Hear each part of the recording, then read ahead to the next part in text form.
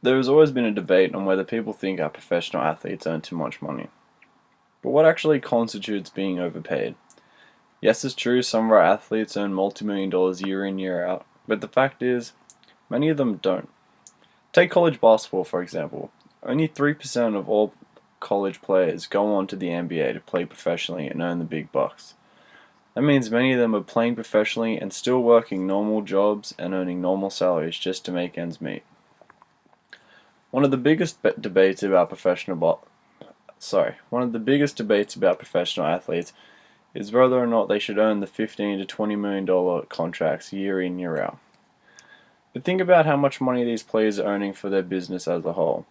The sports industry is a massive business, and it is these players that make the revenue possible. People go out and buy their merchandise, buy tickets week in, week out to watch them. TV companies pay to have them on their programs, and ad programs.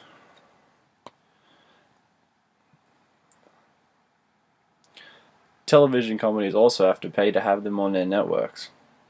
This means more money for the network, more money for the team, and more money for the player. My personal opinion on the matter is kind of biased. I've always been into sports, it has always been a big part of my life, and I've always wanted to play professionally. Chasing those big bucks is something a kid dreams of. If I don't go into professional sports, I've always wanted to be a sports agent, and that in turn means I want the players to earn the big bucks. The more money they make, the more money I make. Since football and basketball are the high profile sport, it only makes sense that those players earn the most money. When people think about professional athletes, they think about the top players and how much they are being paid. They don't include the people below that and all the ones in between. The fact is, many of these players are not earning millions and millions of dollars. According to data from Salary.com, the average salary of a professional athlete ranges from $18.1 thousand to $40.9 thousand a year. This range includes all professional athletes from top tier to the bottom. The minimum salary for players in the NBA starts at $442,000 a year, and yet the minimum salary for a player in the women's NBA, the WNBA, is only $34,000 a year, substantially lower. Players in the MLB have a minimum salary of $400,000 a year, and yet the MLS has a minimum salary of only $20,000 a year. This shows that the amount athletes are paid depends on the sport they are in. This is kind of biased in itself. The salaries that a player earns has a lot to do with the financial structure and stability of the club they play for. Take the MLB for instance, which has a much larger financial structure than the NBA. In 2011, the MLB had 12 teams with a payroll over $1 million, with over $100 million, and one team that hit the 200 million mark. The NBA, on the other team, doesn't have a single team over $100 million payroll, the highest being that of $95 million.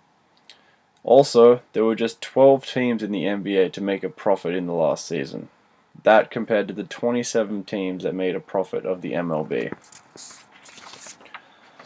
One thing people question about professional athletes is whether it's right for them to earn that much money. As I stated before, what constitutes being overpaid?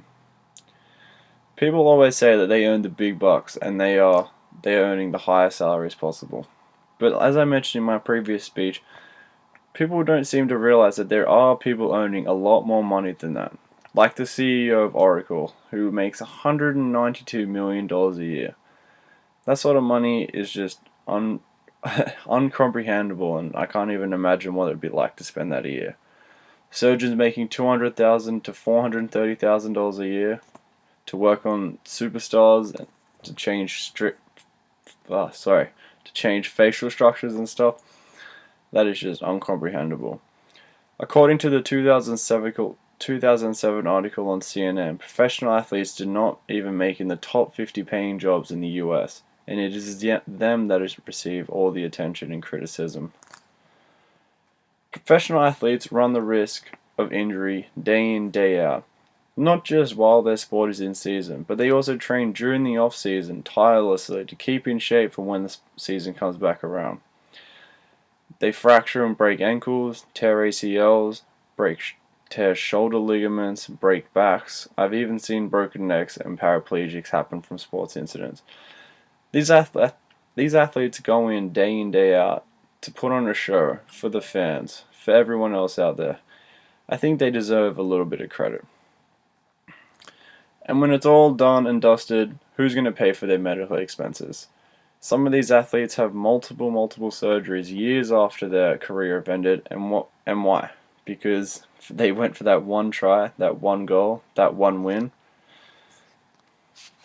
Countless athletes have had multiple extensive injuries after their careers because their body has just given out to old age, living in a 6-year-old body when they're only 45.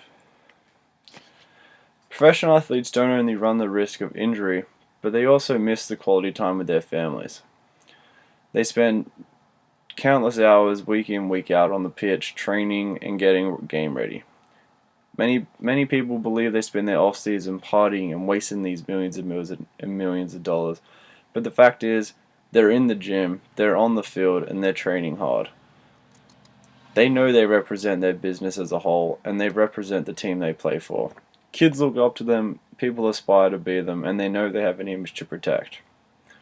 Yes, it's true, some go rogue and some do abuse the power, but one shouldn't ruin it for the many, and one shouldn't represent all.